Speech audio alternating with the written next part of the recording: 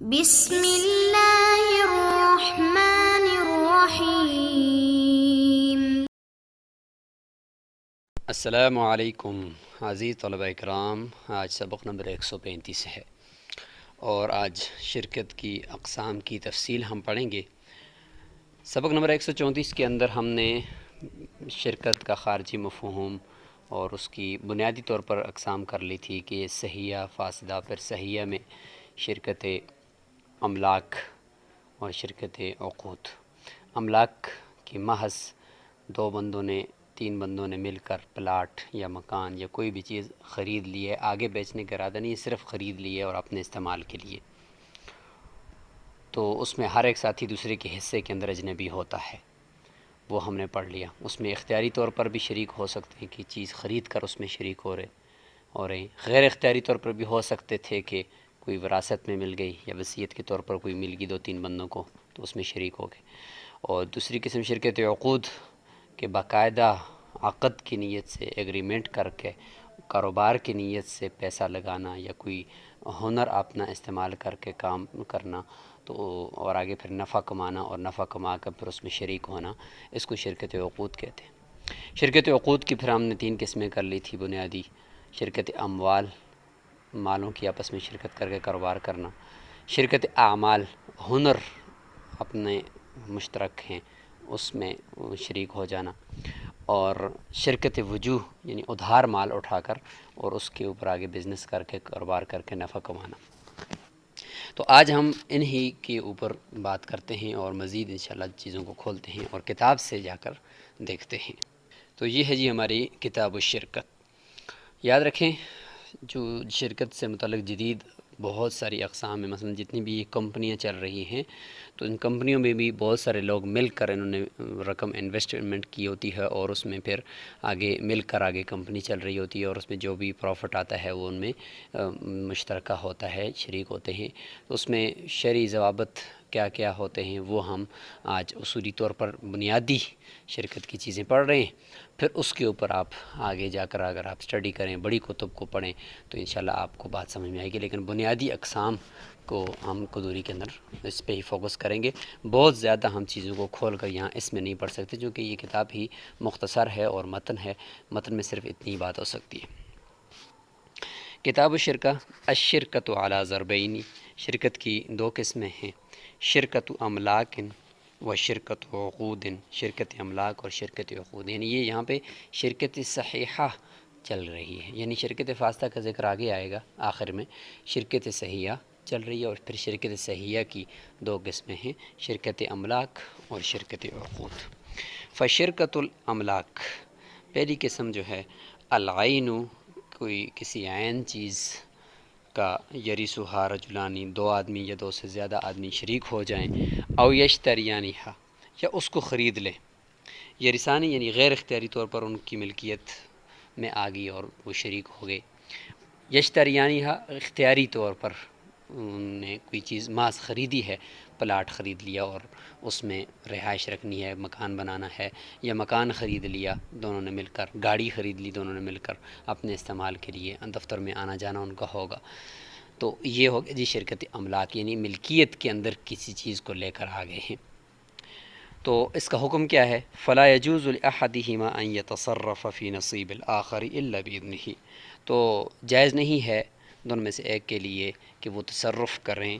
دوسرے کے حصے میں الا بإذنه، مگر دوسرے کی اجازت کے ساتھ۔ ہر ایک ساتھی دوسرے کے حصے میں وہ اجنبی ہوگا اور کسی بھی ساتھی کو دوسرے کے حصے کے اندر تصرف کرنے کا اختیار نہیں ہے۔ ظاہر ہے کہ وہ ہر ایک کی اپنی اپنی ملکیت ہے، صرف دونوں نے شریک ہو کر صرف خریدی ہے، یعنی اکیلا بندہ خرید نہیں سکتا تھا، تو دونوں نے مل کر خرید لی ہے، کہا کہ بھئی آدھی تیری ہوگی آدھی میری ہوگی، تو وہ مل کر خریدتے ہیں۔ تھوڑے پیسوں کے ساتھ وہ چیز ملتی نہیں ہے یا اگلا بندہ وہ آدھی دیتا نہیں ہے، اس لیے آپ مل کر ہم خریدتے ہیں، تو وہ مل کر خریدے ہیں۔ یا یہ کہ باپ فوت ہو گئے اور 4-5 بھائی یا 2 بھائی آپس میں شریک ہو گئے ہیں اس پلاٹ کے اندر، تو اب یہ ہے کہ وہ شریک ہو گئے، اب وہ ہر ایک کا حصہ جدا جدا ہے، کوئی بھی حصے دوسرے کے حصے کے اندر وہ کوئی بھی تصرف اس کی اجازت کے بغیر نہیں کر سکتا۔ وکل واحد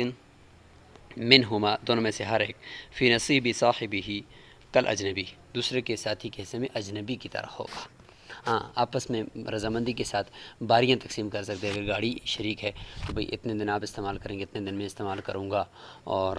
اگر مکان ہے اگر تو اس میں یہ کہ اتنی عرصہ میں استعمال کرتا ہوں پھر تم کرنا، اس طریقے کی باریاں لگا سکتے ہیں، سب کچھ کر سکتے ہیں، لیکن ایسا نہیں کہ دوسرے کی اجازت کے بغیر اس کے حصے کے اندر آپ کر رہے ہوں۔ اپنے حصے کے اندر جتنا بھی تصرف چاہیں آپ کر سکتے ہیں،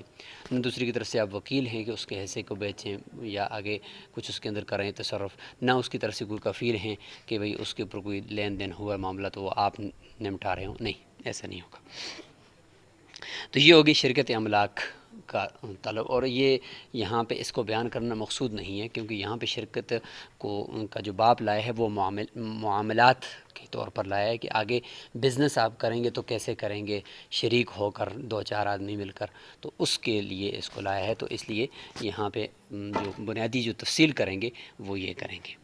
والضرب الثانی، دوسری قسم، شرکت العقودی، عقود کی شرکت ہے، یعنی ظاہر ہے کہ عقود عقد کی جمع ہے، تو شرکت ہو رہی ہے جی باقاعدہ عقد کی نیت سے، اور ایگریمنٹ ہوتا ہے کہ ہم آپس میں اتنا پیسہ اپنا شرکت میں لگاتے ہیں اور اس کے بعد اس کو کاروبار کریں گے، عمل بھی ہمارا دونوں کا ہوگا، مال بھی ہمارا دونوں کا ہوگا، کاروبار کریں گے آگے، اس میں سے جو نفع آئے گا اس نفع میں ہم شریک ہو جائیں گے۔ تو یاد رکھیں اس میں بنیادی طور پر کچھ چیزیں بھی آئیں گی سامنے، وہ یہ ہے کہ نفع جو ہے وہ پرسنٹیج فیصدی اعتبار سے متعین کرنا ہوگا، کیونکہ اگر کہے گا کہ 10,000 میرا باقی آپ کے، تو ہو سکتا ہے 10,000 نفع ہی نہ آئے، تو اس طرح کرنا درست نہیں ہوگا۔ اسی طریقے سے ہر ایک ساتھی کے پاس اگر دوسرے کا مال ہے اس میں، تو شرکت ملک کے اندر یہی فرق ہے شرکت ملک اور شرکت عقود میں، کہ ہر ایک ساتھی دوسری کی طرف سے وکیل ہوگا۔ پھر اگر برابری کی شرط ہے تو ساتھ ساتھ کفیل بھی ہوگا، اگر برابری یعنی شرکت مفاوضہ نہیں ہے تو پھر وہ صرف وکیل ہوگا، کفیل نہیں ہوگا۔ تو بہرحال یہ ہے کہ ہر ایک کے پاس جو دوسرے کا مال آئے گا وہ اس کے پاس امانت ہوگا، اگر اس کی زیادتی کے بغیر، کوتاہی اور سستی کے بغیر اگر کوئی اس کے اوپر کسی نے ڈاکہ ڈال دیا اور چوری کر دیا، یا یہ کہ اس کے پاس وہ مال اس کے جیب سے کسی نے نکال دیا، تو پھر یہ ضامن نہیں ہوگا، ظاہر ہے کہ امانت ہے۔ تو اس طرح کی چیزیں بھی آپ نے ذہن میں رکھنی ہیں۔ تو چلتے ہیں آگے۔ وہی اعلیٰ اربعتی اوجہ، شرکت عقود کی 4 قسمیں ہیں۔ دیکھیں یہاں پہ یہ جو 4 قسمیں کریں گے تو انہی 4 قسموں کو ہم نے بنیادی 3 قسموں کے اندر بند کیا، اور اس کی پھر ہر ایک قسم کی 2 قسمیں کی، تو کل 6 قسمیں بنی تھی۔ دیکھیں انہوں نے کر دیا مفاوضۃ و عنان، شرکت مفاوضہ اور شرکت عنان۔ مفاوضہ بھی آگے تفصیل آ رہی ہے کہ اس میں فاوضہ یہ مساوات سے ہے، مفاوضہ ای مساوات یعنی برابری، ادھر بھی جس کے جو بندہ ہے دوسری طرف جو بندہ ہے، دونوں کا آپس میں جو مال ہے مال برابر ہے، اور وہ کہتے ہیں کہ ہمارے گھریلو اخراجات کے علاوہ جتنا بھی مال ہوگا وہ میں سارا کاروبار میں لگاؤں گا، اور آپ بھی جتنا مال ہے وہ سارا کاروبار میں لگائیں گے، 1 روپیہ بھی ہمارا اور کہیں ادھر ادھر نہیں جائے گا، تو اس کو شرکت مفاوضہ کہتے ہیں۔ پھر نفع میں بھی وہ برابر ہوتے ہیں، تو اس میں پھر دونوں کے برابری کی شرط ضروری ہوتی ہے، تو شرکت مفاوضہ ہے۔ اور شرکت عنان کا مطلب ہوتا ہے کوئی برابری نہیں ہے، آپ کے پاس جتنا مال ہو میرے پاس جتنا مال ہو، جتنا میری مرضی میں کاروبار میں لگاؤں، جتنا آپ کی مرضی آپ کاروبار میں لگائیں، نفع بھی کم زیادہ ہو سکتا ہے، تو اس کو کہتے ہیں شرکت عنان۔ عنان عنا یا عنان فتح کے ساتھ ہو تو یہ بادل سے عنان السما، یعنی زہرا کے معنی، جس طریقے سے بادل سامنے نظر آ رہا ہوتا ہے چھا جاتا ہے، تو شرکت عنان بھی اتنی زیادہ ہے، یعنی سب سے زیادہ شرکت عنان ہی چلتی ہے، کیونکہ وہ اس میں برابری تو ہوتی نہیں ہے، ہر ایک بندہ اپنا مال سارا تو تھوڑا ہی لگا رہا ہوتا ہے، کوئی اپنی مرضی سے لگاتا ہے، کوئی کم لگاتا ہے، کوئی زیادہ لگاتا ہے، تو اس لیے اس کو شرکت عنان کو عنان کہا کہ چونکہ یہ سب سے زیادہ چلتی ہے۔ و شرکت الصنائع، تیسری شرکت صنائی انہوں نے کر دی، اور شرکت الوجوہ، شرکت وجوہ کر دی۔ صنائع تو ہم نے بتایا کہ صنعت سے ہے، یعنی دو ہنرمند ملتے ہیں اور مل کر وہ کہتے ہیں کہ بھئی تم بھی آرڈر لیا کرو کپڑے، درزی کے مثال کے طور پر تم بھی کپڑے کچا سوٹ لیا کرو، میں بھی سوٹ لوں گا، اور مل کر ہم سیئیں گے، اور اس کے بعد جو منافع آئے گا وہ ہم نصف کر لیں گے یا پرسنٹیج کے اعتبار سے تقسیم کر لیں گے، شرکت صنائی۔ اور وجوہ بتا دیا تھا کہ صرف محض اپنے لنکس اور محض اپنے چہرے کو دکھا کر وہ ادھار مال اٹھائیں گے مارکیٹ سے، اور پھر اس کے اندر آگے ہم کاروبار کریں گے اور جو نفع آئے گا تو تقسیم کریں گے۔ تو انہوں نے اس طریقے سے 4 قسمیں کر لی ہیں۔ تو یاد رکھیں یہ جو 4 قسمیں انہوں نے کی ہیں، تو اس میں شرکت مفاوضہ اور عنان، ان دونوں کو انہوں نے شرکت اموال کے اندر ڈال دیا۔ تو یہ شرکت اموال ہو جائے گا، یعنی مالوں میں مال کی شرکت ہے، تو اگر برابری ہے تو مفاوضہ ہے، برابری نہیں ہے تو عنان ہے۔ تو اسی طریقے سے شرکت صنائع میں بھی یہ دو قسمیں ہو سکتی ہیں، مفاوضہ اور عنان، یعنی مفاوضہ اور عنان شرکت صنائع کا کے ساتھ جڑ سکتا ہے، مل سکتا ہے، ایسا نہیں کہ یہ کوئی الگ ہے اور وہ الگ ہے۔ صنائع کے اندر بھی یہ کہ برابری کی شرط اگر ہو رہی ہے تو مفاوضہ ہے وہی شرکت صنائع، اور اب برابری کی نہیں ہے تو وہی شرکت صنائع عنان بھی ہے۔ اس طریقے سے شرکت وجوہ بھی ایسی ہی ہے کہ اگر برابری کی شرط ہے اس میں ہے کہ جتنا مال میں اٹھاؤں گا اتنا آپ نے اٹھانا ہے، اور نفع بھی ہمارا برابر ہوگا، تو وہ شرکت مفاوضہ بھی ہے، اور اگر نہیں ایسی برابری کی شرط تو شرکت عنان بھی ہے۔ تو پتہ چلا کہ شرکت صنائع اور شرکت وجوہ ان دونوں کی آگے دو قسمیں مفاوضہ اور عنان بن سکتی ہیں۔ تو اس لیے ہمیں 3 قسمیں پھر کرنی پڑیں کہ شرکت مفاوضہ اور عنان، اس کا نام ہم نے رکھ دی شرکت اموال، ان کا نام ہم نے رکھ دی شرکت اموال، اور اس کا نام شرکت صنائع کا رکھ دی شرکت بالاعمال، اور اس کا نام ہم نے رکھ دی شرکت بالوجوہ۔ یہ 3 قسمیں کی، اور ہر ایک کی پھر آگے مفاوضہ عنان کیا، تو کل 6 قسمیں بن گئی۔ تو یہ اس طریقے سے ہم نے وہ کی تھی۔ تو کتاب کی ترتیب بھی آپ نے ذہن میں رکھنی ہے، اور جو ہم نے آپ کو ترتیب کر کے دی ہے وہ بھی ذہن میں رکھنی ہے، تاکہ پوری بات آپ کو کلیئر ہو جائے۔ چلتے ہیں اب شرکت مفاوضہ۔ تو اب ہم جو شرکت مفاوضہ کی تعریف کر رہے ہیں تو اس کو آپ سمجھیں گے کہ یہ شرکت مفاوضہ کی جو تعریف ہو رہی ہے یہ شرکت بالاموال چل رہی ہے، پھر شرکت بالصنائع جو ہوتی ہے وہ شرکت بالاعمال اس کے بعد آئے گی، اس میں بھی مفاوضہ اور عنان ضمن میں آ رہی ہوں گی۔ شرکت بالوجوہ پھر آخر میں آئے گی، تو اس کے اندر بھی مفاوضہ اور عنان خود بخود اس میں آ رہی ہوں گی۔ تو اس وقت جو شرکت مفاوضہ چل رہی ہے گویا کہ شرکت بالاموال شروع ہو گئی ہے۔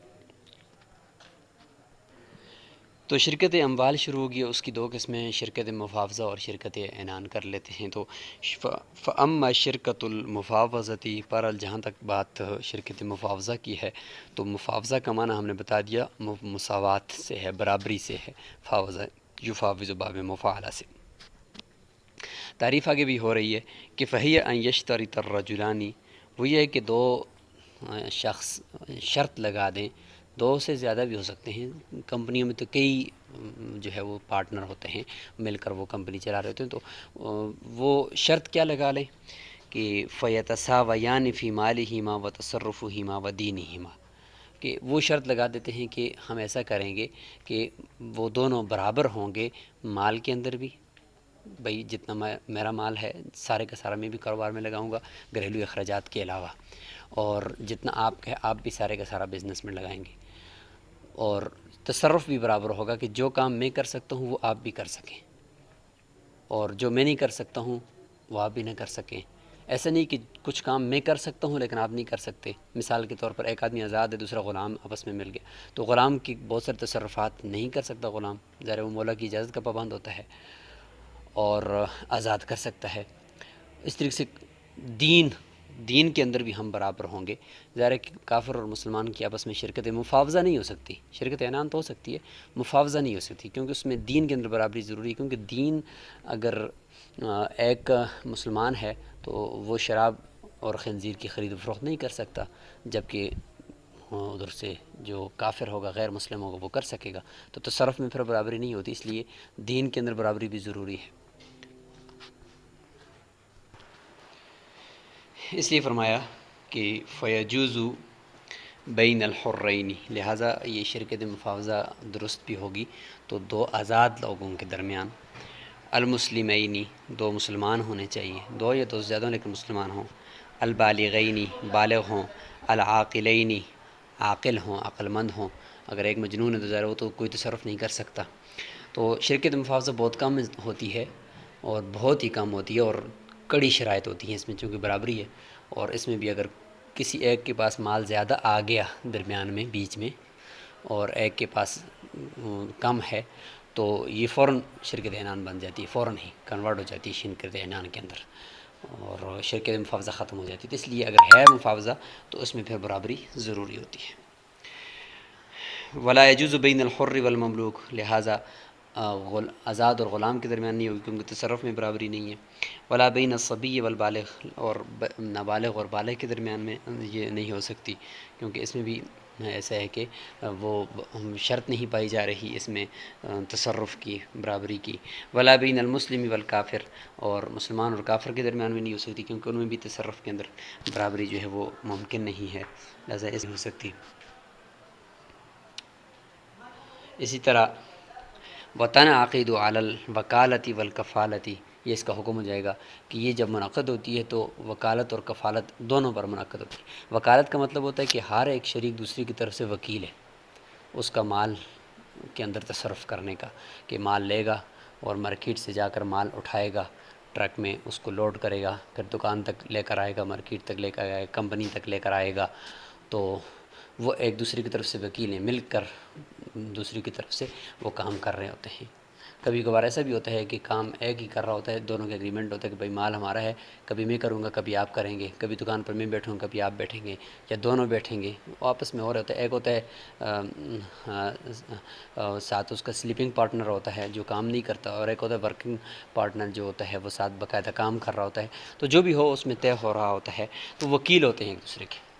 کفیل کفالت کا مطلب ہوتا ہے کہ ضامن، دوسرے کے اوپر اگر کوئی قرضہ چڑھ گیا تو پہلے سے قرض خواہ آ کر وصول کر سکتا ہے، اگر پہلے کے اوپر مطلب ایک کے اوپر چڑھ گیا تو دوسرے سے آ کر وہ وصول کر سکتا ہے، تو اس کو کہتے ہیں کہ یہ آپس میں ایک دوسرے کے ضامن بھی ہوتے ہیں، کفیل بھی ہوتے ہیں، کیونکہ برابری ہے، لہٰذا کوئی بھی اس کی طرف سے قرض بھی ادا کر سکتا ہے، لین دین بھی کر سکتا ہے، اگر ایک نے چیز خریدی ضامن دوسرا ادا کر سکتا ہے، یہ مطلب ہوتا ہے کفالت کا۔ تو جب شرکت مفاوضہ ہے تو لہذا وکالت اور کفالت دونوں اس میں ہوتی ہیں۔ وما یشتریہ کل واحد منہما، اور جو کچھ بھی ان دونوں میں سے ہر ایک خریدے گا، ظاہر ہے کہ برابری ہے تو شرکت کے اموال جو ان کے ہیں تو وہ خریدے گا جو بھی، تو یکون علی شرکت ہی، تو وہ شرکت کے اوپر ہوگا، اور اس کو آگے جو بھی اس کا نفع آئے گا تو وہ نفع میں دونوں برابر کے شریک ہوں گے، اور ہر وہ چیز جو گھریلو اخراجات، بچوں کے کپڑے اور جوتے اور گھر کے سامان وغیرہ کے علاوہ جو اتنا بھی مال ہے یا اس سے جو چیز ایک ساتھی خریدے گا تو دوسرا بھی اس میں برابر کا شریک ہوگا، کیونکہ شرکت مفاوضہ ہے۔ فرمایا الا طعام اہلہ و کسوتہم، الا یہ کہ اپنے گھر والوں کے، فیملی کے جو کھانے پینے کے کی چیزیں ہیں اور ان کے جوتے ہیں، کپڑے ہیں، تو ان کے علاوہ۔ وما یلزم کل واحد من الدیون بدلا، اور دونوں میں سے ہر ایک کے اوپر اگر کوئی دیون قرضے لازم ہو جائیں، بدلاً ایسے قرضے کہ بدلاً عما، اس چیز کے بدلے میں، یصح فی الاشتراک، یا اس مال کے بدلے میں جس میں شرکت ہو سکتی ہے، یعنی گھریلو اخراجات کی وجہ سے قرضے نہیں چڑھے، بلکہ ایسے مال جو شرکت کے لیے انہوں نے خریدا ہے اور اس کے خریدتے وقت قرضے چڑھے ہیں، تو فالآخر ضامن لہو، دوسرا اس کا ضامن ہوگا۔ کیوں؟ اس لیے کفالت کے اوپر یہ عقد ہے نا، اوپر ہم نے بات کی ہے کہ عقد کفالت اس میں ہوتی ہے، اور کفالت ہر ایک دوسرے کی طرف سے وہ کفیل بھی ہوتا ہے، تو لہٰذا اگر یہ قرضہ شرکت کے عقد کی وجہ سے چڑھا ہے، گھریلو چیزیں خریدنے کی وجہ سے نہیں چڑھا، تو دوسرا اس کا ضامن ہوگا، دوسرے سے بھی وہ وصولی کی جا سکتی ہے اس قرضے کی۔ لیکن یہ شرکت مفاوضہ عنان بن جاتی ہے، جیسے میں نے ابھی کہا کہ فَإِنْ وَرِثَ أَحَدُهُمَا مَالًا ہے یہ، ٹھیک ہے، مالً، یہ ما اور لن یہ الگ الگ نہیں ہے بلکہ یہ دونوں ایک ساتھ ہیں۔ اگر ان دونوں میں سے کوئی ایک وارث ہو گیا کسی ایسے مال کا، تصح فیہ شرکت، جس میں شرکت کا عقد ہو سکتا ہے، یعنی اس کو وراثت میں مل گیا، مطلب غیر اختیاری طور پر وہ مالک ہو گیا ہے، او وہی ولہ، یا اس کو کوئی کسی نے گفٹ کر دیا ہے، ووصل الی یدہ، اور اس کے ہاتھ تک بھی پہنچ چکا ہے، قبضے تک پہنچ چکا ہے، تو بطلت المفاوضۃ، تو شرکت مفاوضہ باطل ہو جائے گی، وصارت الشرکۃ عنانا، تو لے شرکت عنان بن جائے گی۔ ابھی ہم نے کہا نا کہ شرکت مفاوضہ کے اندر برابری ضروری ہے، جب ایک کے پاس ایسا مال آ گیا جس میں شرکت ہو سکتی ہے تو وہ فوراً عنان بن جائے گا، کیونکہ دوسرے کے پاس تو اس طرح کا مال اتنا نہیں ہے۔ تو یہاں تک یہ بات ہو گئی ہے، آگے انشاءاللہ بات شرکت عنان کی طرف بھی جائے گی، اور شرکت مفاوضہ سے متعلق بھی مزید گفتگو یہ ہوگی کہ وہ کس چیز کی اوپر شرکت ہو۔ شرکت اموال کی قسم ہے نا، تو شرکت اموال چل رہی ہے تو اموال میں تو بہت سارے اموال ہو سکتے ہیں، گھر بھی ہے آپ کا، مکان بھی کے علاوہ آپ کی دکان بھی ہے، آپ کا کی زمین بھی ہے، آپ کی گاڑی بھی ہے، کیا ان سب میں شریک ہو سکتے ہیں آپ کہ بھئی دو لوگ آپس میں مل کر ایک مکان ہے تو اس کو خرید رہے ہیں اور اس کو آ کے فروخت کر رہے ہیں، تو کیا اس طریقے سے بھی ہو سکتا ہے، یا صرف کرنسی ہی پیسے ہی کے اندر شرکت ہوگی، تو انشاءاللہ اس کے اوپر ہم اگلے سبق کے اندر بات کریں گے۔ آج کے سبق میں آپ نے جو پڑھ لیا وہ شرکت اموال کے اندر شرکت کی بنیادی اقسام، اور شرکت